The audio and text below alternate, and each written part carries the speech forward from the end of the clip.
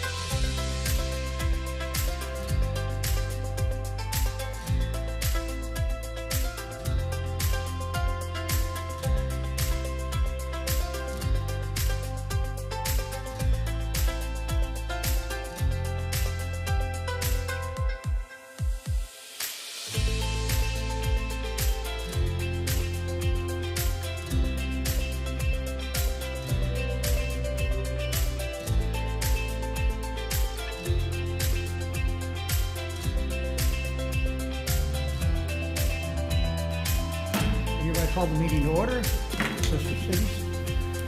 And I think the first order of business is to ask for the approval of the minutes. Move to approve the minutes, agenda item First. 2.1.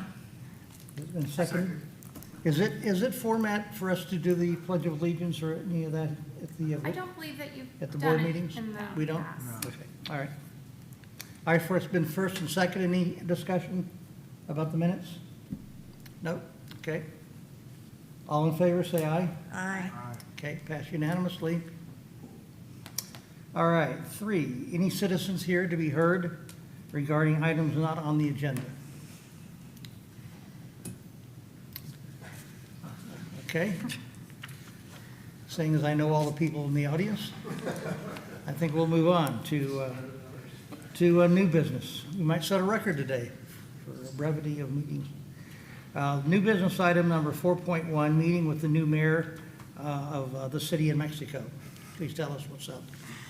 Amber Bryce, Arts and Cultural Affairs Manager. So last week, the new mayor-elect, Emmanuel Hernandez Pascal of Ixmiquilpan, Mexico, came to visit Clearwater. He was joined by Council Member Brenda Barrera and Dr. Natividad Casteron, who's the Secretary of Education for the state of Hidalgo, along with some other members of the Mexican consulate in Orlando. They visited the Hispanic Outreach Center and they did a tour of the Clearwater Police Department on Thursday. On Friday, they met with the city manager Poirier and assistant city manager Slaughter, as well as myself. We spoke about the possibility of teacher exchanges and college student exchanges, which would most likely take place between SPC and the state of Hidalgo. As that's kind of an easy way to start exchanges since most colleges already have programs like this in place. They asked if we could help acquire some used medical equipment, mainly a mammogram machine, because they have a lot of indigenous people that live in rural areas and they can't get to major cities easily. We told them this is not something we've ever done, and I think it'd be more appropriate to work with a nonprofit for this since they can raise money, and there are already organizations that do donations of used medical equipment, so I was going to ask Stephanie of Sister Cities, Inc. if this is something they'd like to help with, or if they can connect them with the appropriate connections. Morton plant, something like that. Yeah, so if you all have any suggestions, let me know. And that was it. Is it? Okay. Any discussion on that point? Okay. We go to 4. I have one on that. Okay. I saw it on LinkedIn, I saw some of the new mayor-elect's postings on it. How come we weren't included as part of the Sister City Advisory Board in any of the activities? Like, wasn't there one social event? The council was invited to a closing ceremony of the summer camp. Yeah. That's not something that we were kind of told publicly to invite people to. That was Yeah. just for, Yeah. mainly for council. I'm just so excited about it. I think it's great because we have, I think, with 20,000 residents from origin of Hidalgo here, so that's great. Okay, well, cool. So I'll be sure to reach out. There's other cultural events happening. I'll be Okay. sure to let the board know. Yeah, please do. Yeah. Okay. Any other comments from the board members on that item? Okay. 4.2 is the orientation presentation for the Clearwater delegation to Nagano, Japan. So for those of us who have not seen it yet, please roll it. All right, so this is going to take up the majority of the meeting. It's probably be about an hour long. So as you all know, we will be traveling from October 8th through the 18th. Although this seems like 10 days of travel, it's probably closer to 7. So 2 of our days are full travel days, and then we lose a day going to Japan. So we will get there in the afternoon of the 9th. Originally, they wanted us to get on a train and go straight to Nagano. After 16 hours of travel, I just think this is kind of Yeah. hard on people. So I've asked if we can stay the night next to the airport that night, and they've agreed. So our flight will arrive at 3 p.m., which is 2 a.m. our time. And then we will go to the hotel probably around 4 p.m. And then we'll get picked up or probably catch a train very early the next morning, so like 6 a.m. the next morning to go to Nagano. I would encourage everybody to try to stay up and awake if you can, to try to get more acclimated to the time change, but I know that's easier said than done. So I do have a presentation, but I think I can, there we go, all right. So Stephanie and Doug have already sat through this once, so I appreciate you sitting through it again. Here's an overview of the things we'll talk about. Here is a map of Japan. So Japan is broken up into prefectures, so think of a prefecture as kind of like a county or a mini state. We will be spending 3 of our days in Nagano City, which is also the name of the prefecture, which is number 20. You can see it. We'll be spending time in Tokyo, which is prefecture 13, Kyoto, which is prefecture 26, and Kanazawa, which is in the Ishikawa prefecture, which is number 17. Everybody will be sent this presentation, so you can kind of look it over as well. This is a better idea of where Nagano is. It's kind of right in the middle of the main island of Japan, which is called Honshu. Japan is famous for all things cute, so every prefecture will have a mascot. This is the mascot of Nagano, called Arukuma. Kuma means bear. And some of the sites that Nagano is famous for. So they're famous for their snow monkey park, their Tagakushi Shrine, as well as the Zenkoji Temple. So we'll probably be seeing all 3 of these main points. The Zenkoji Temple is where they have their annual Lantern Festival every year. This is a very rough itinerary of what we will be doing in Japan. Once I get a formal itinerary, I will be sure to send it out to you all. I know that we will have the reception dinner on Friday evening, and then we will probably do a guided bus tour in Kanazawa, in Kyoto, and in Tokyo for one of the days. So here is the money in Japan. So all of the currency in Japan, this is older currency, so I was told that they recently upgraded their money last year, this year, but you'll still see this floating around, and obviously the denominations are still in the corner, so it's pretty easy to understand. You should think of 100 yen as like a dollar. It's kind of the equivalent, so they have 100 yen stores, 500 yen about $5. Japan is a very cash-heavy country, so be prepared to pay cash in a lot of the places. I would recommend you get cash, get yen before you leave, and don't be afraid to carry around a lot of cash. Theft is very uncommon in Japan, and it's not uncommon to see people with a lot of cash on hand. So especially the smaller denominations, 100 yen, 1,000 yen notes for vending machines, for ticket vendors, things like that. A lot of small shops, street vendors will not accept cards. Your hotels will accept cards, but a lot of places won't. But keep in mind to use maybe a travel credit card or a debit card that doesn't have a foreign transaction fee or an ATM fee. You should probably be getting out more cash than you assume. Our exchange rate is very favorable right now if you have US dollars. It's probably the best it's been in over 30 years. So it takes 62 of our cents to get to one of their dollar. So it's a good time to travel with US dollars. Here's kind of the average cost of some items. You can get a meal at McDonald's for under $5. A bottle of water will cost you 70 cents. A pair of Nike shoes will be under $60, so it's a good time to buy some clothing when you're in Japan.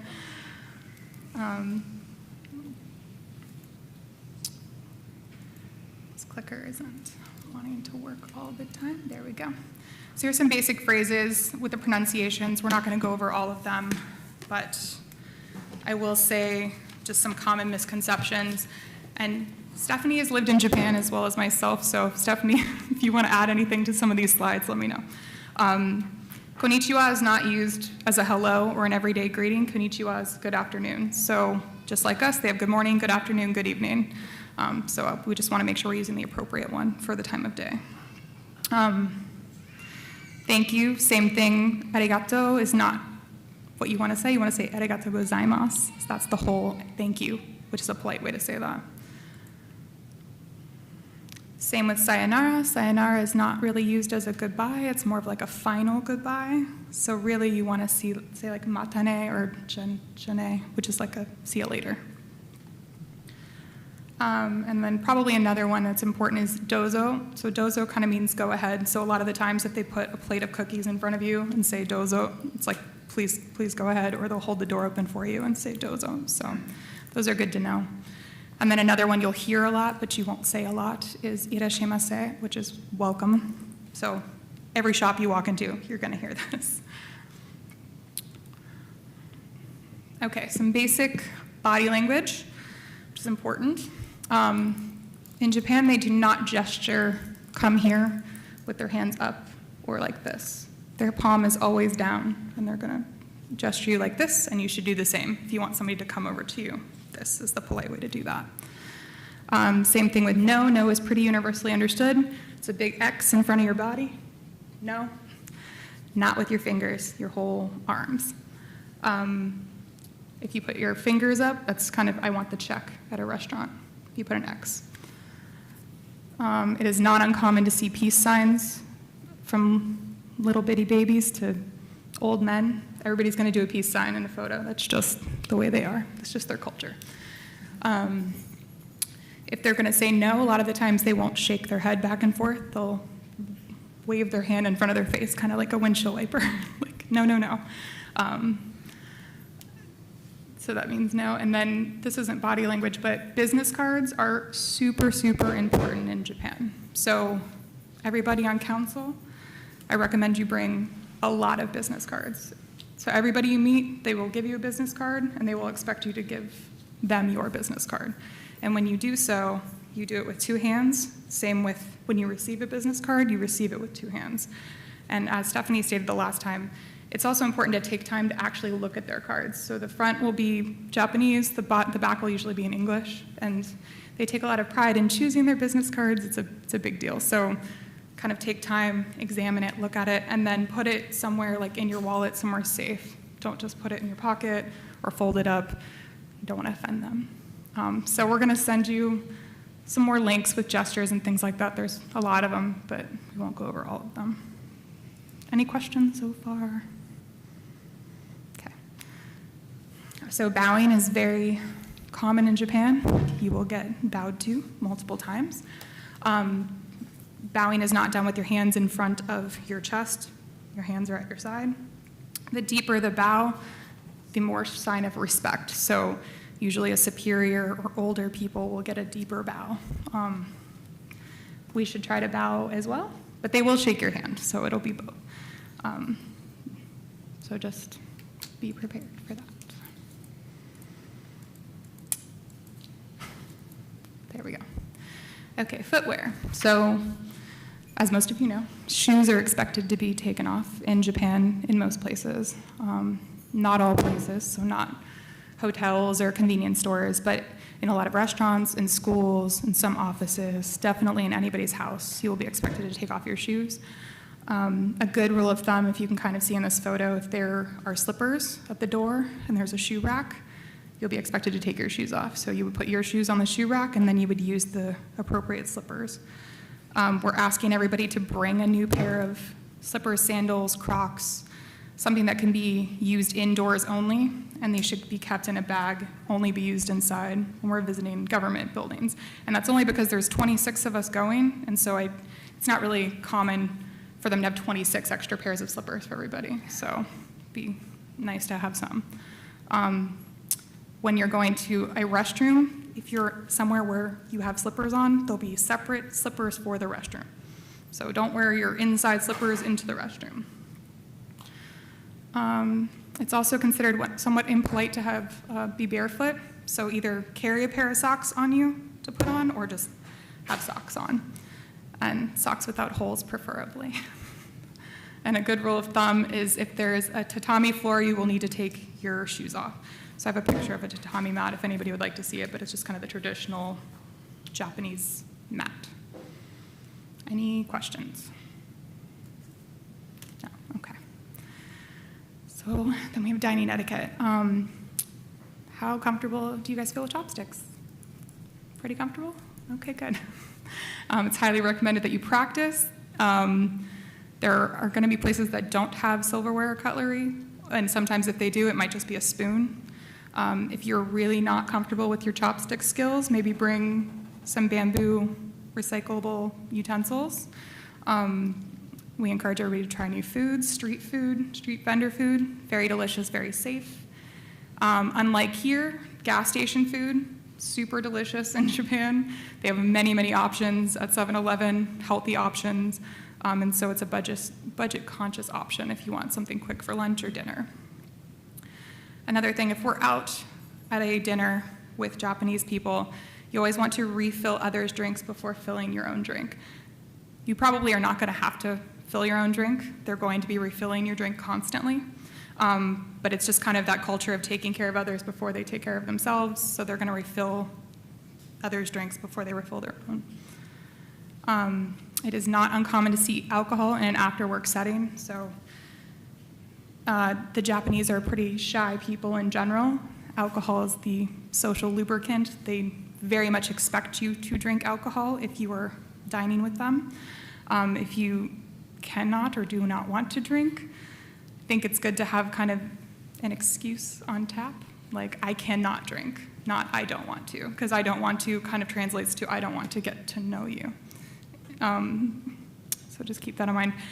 If you're done drinking and they refill your drink, just don't drink that drink. That's kind of a way to signal I'm finished. Am I covering everything, Steph? Okay. Slurping is polite and to be expected. You don't have to slurp, but you will hear others slurping. And it's kind of like a nod to the chef, like this is delicious. Also, it's customary to put your hands together and say itadakimasu before eating a meal. You guys want to practice? It's itadakimasu.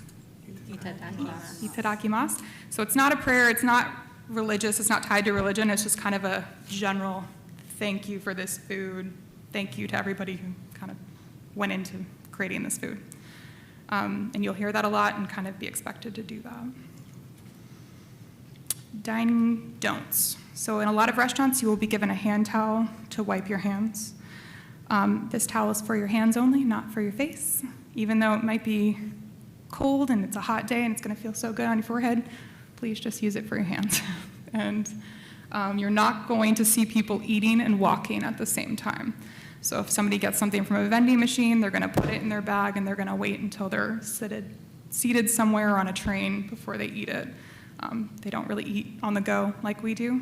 So if you eat a bag of potato chips while you're walking down the sidewalk, you're going to get some weird looks. You are not expected to tip in restaurants. Customized food orders can also be considered rude. So if you really don't like mushrooms, just maybe don't order the dish with mushrooms, or just pick the mushrooms off, because they don't usually do customized orders. Amber, is the no tipping throughout Japan? Yes. Yeah.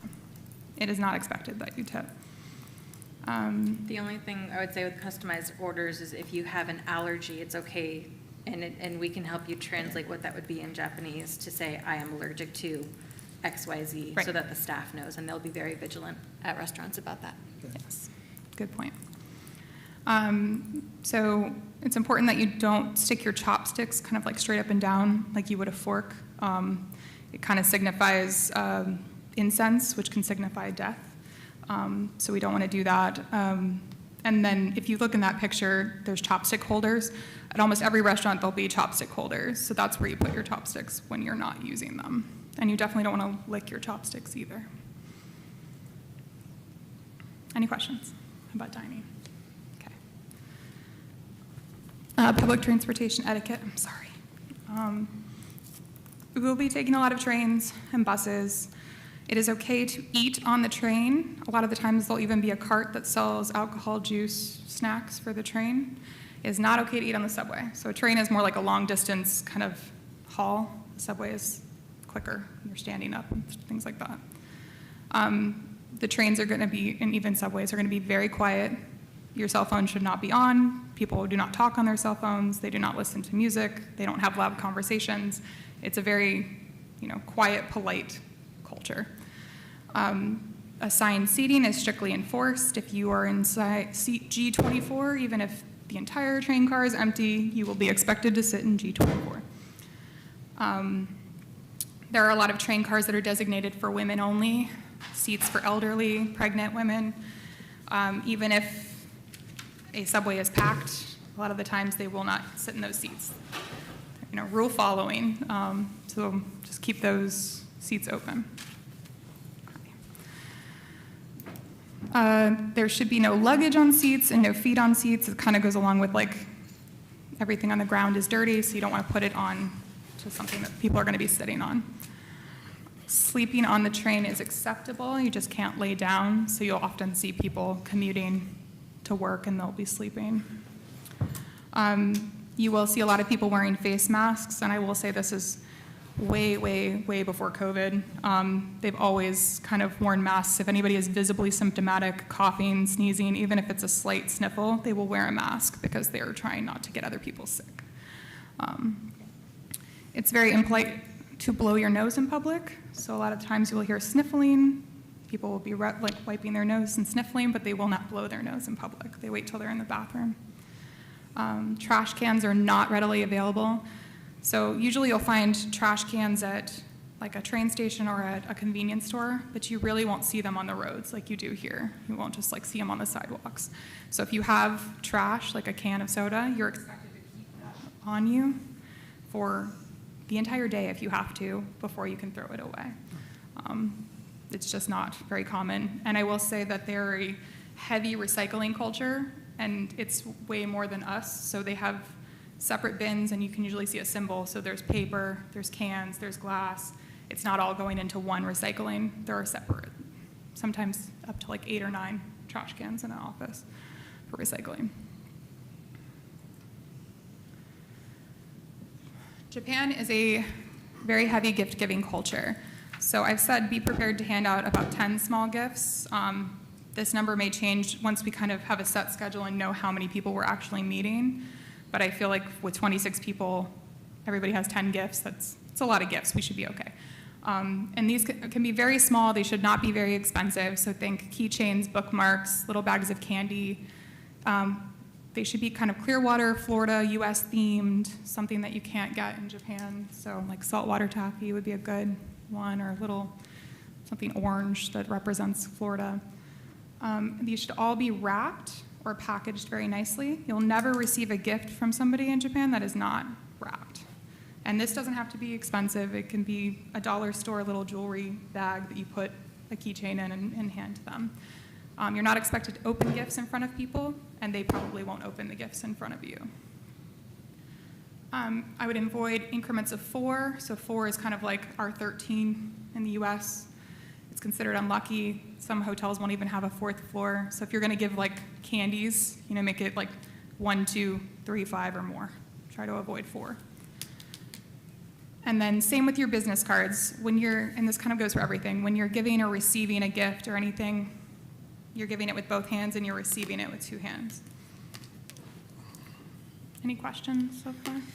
Yes, go ahead. Oh, no, there was a question in the audience too. Dave? Back to the recycling, are they marked? Where, Yeah. You gotta come up to the Unfortunately, I need you to come up to the podium. oh, wait. I'm sorry. I have to come up. State your name. No public comment. Wow, this is different. You have 3 seconds, sir. How does it look from there? Okay, well, I guess 2 questions. On the last one, I took pictures of all these things. Are you gonna give out any kind of, yes, okay, I'm going to send you this presentation, so everybody can go through it. okay. My question is recycling. Are the bins, since there's more than like 3, like, are they marked like with pictures? Yes. Okay, so it'd be easy for us to know we're plastic and we're glass, if it's a glass, what it. Yes, they should all be marked, and then the ones inside will even have like color pictures, like, Okay. you know, All right, what goes in that's there. it. Thank you. Thank you. I think too, a lot of people participating from Clearwater Sister Cities, Inc.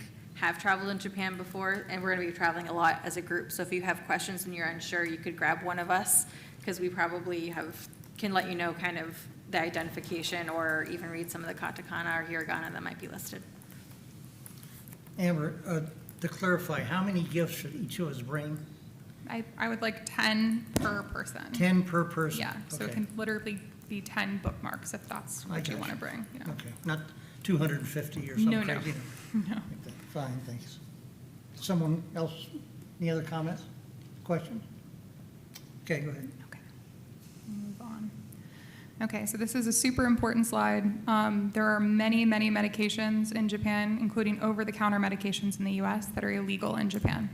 This includes pretty much all of your cold medicine. So anything that kind of says cold and flu at the end of it.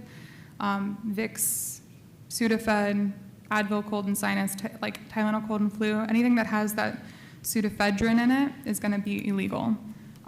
Same thing with not only cannabis, but CBD. So even if you have a lotion that has CBD in it, that is illegal. Don't bring that. Anything with amphetamines in it, so Adderall, Xanax is going to be illegal. So if you have a prescription medicine, it is everybody's responsibility to check the list, which will be on the next slide, to make sure that it is not an illegal substance in Japan. If it is, you need to send me that list so that we can try to find an equivalent medication in Japan. If it's something you really need, they can hopefully find something that's an equivalent in Japan that you can have like a 7-day supply or something while we're there. You also might be able to work with your own medical professional to figure out if there is an alternative here you can bring with you. We have done that with a lot of our students who have gone over. And I would say make sure all of your medicine is in its own bottle with your name on it, with the name of the medication on it. Don't try to consolidate to save room.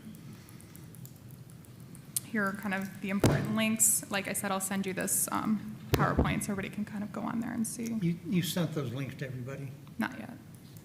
I think I sent it to the board. Yep. So we're almost done, guys. Recommendations for packing. So we're going to be walking a lot. So bring comfortable shoes and socks, extra socks. The majority of the trip, when we're not in Nagano, casual outfits are fine. Like we're going to be walking around, we're going to be doing tours, so that's fine. But for the official meetings, when we're meeting in Nagano, we should be dressed business casual, and then probably one formal evening outfit for the evening reception. So, women, this could be dress, shirts, men, just a nice shirt, maybe a tie. Mr. Albritton had brought up about bringing a jacket. I would just kind of defer to you all on that if you really want to bring it or not. I don't think it's necessary, but if we get a tie, I think you'll be fine. Dress in layers. So I think in October, in the daytime, the weather should be pretty nice, 70s, 60s, but at night it'll be colder than we're used to. So maybe 50s, 40s. So make sure you're bringing a jacket. If you're on the bigger side, you probably will not find clothes that fit you in Japan. So if you don't have a jacket and you're freezing, you might be out of luck. So dress in layers. We will be changing hotel rooms a lot, and the hotel rooms are small. So we really, really are encouraging everybody to bring one checked bag, even though you are allowed 2. Please only bring 1, and maybe a carry-on that is something you can put on your back or a backpack you can carry around easily. Everybody's going to be responsible for kind of towing their own luggage. So just keep that in mind. And then here are just some travel tips I think are just good for everybody. Making a couple of paper copies of your passport, putting them in different places in your carry-on and your checked luggage and your wallet, and then always having it on file somewhere, Google Drive, that you can access and print, just in case it gets lost. I would say pack your carry-on as if you're going to lose your luggage. Having 2 sets of clothes and anything important in your carry-on, like a laptop, your medication. Sister Cities, Inc. middle school trip, they had a girl that lost her luggage for a whole week. So, yeah. And if you have an air tag, please put it in your luggage, because they were able to find her bag, which ended up in Africa, because there was an air tag on it. It's much easier to tell them where it is exactly. We would suggest 2 air tags, like one for your suitcase and one for your carry-on, or if you have a bag you're going to carry with you. With our students, we have them put an air tag in their passport holder, which we also had somebody leave a passport holder at a museum, so we were able to locate it and go back and get it. But just to make sure that you have a way to find, you know, anything that you are carrying that is really important that you cannot lose. We recommend everybody kind of contact their own phone carrier. So, you know, some phone carriers have unlimited international. Verizon, I think, is $10 a day.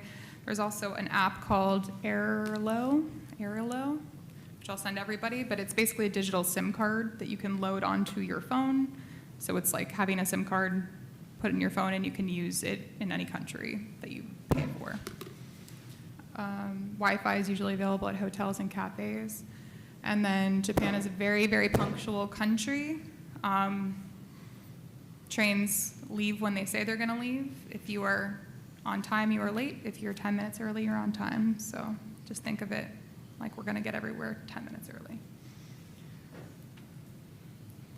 And then, as I said before, theft is very rare in Japan. It's one of the safest countries in the world. Violent crime is very, very rare.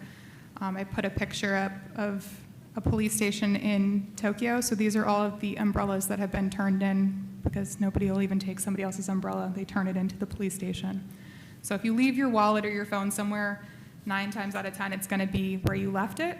So if you leave it at a restaurant, it'll probably be at the hostess stand. If you leave it on a train, it'll probably be with the conductor. I would recommend bringing a power adapter. So as you can kind of see here, type B is what we use in the US, type A is what they use in Japan. So like your laptops and things like that aren't going to fit.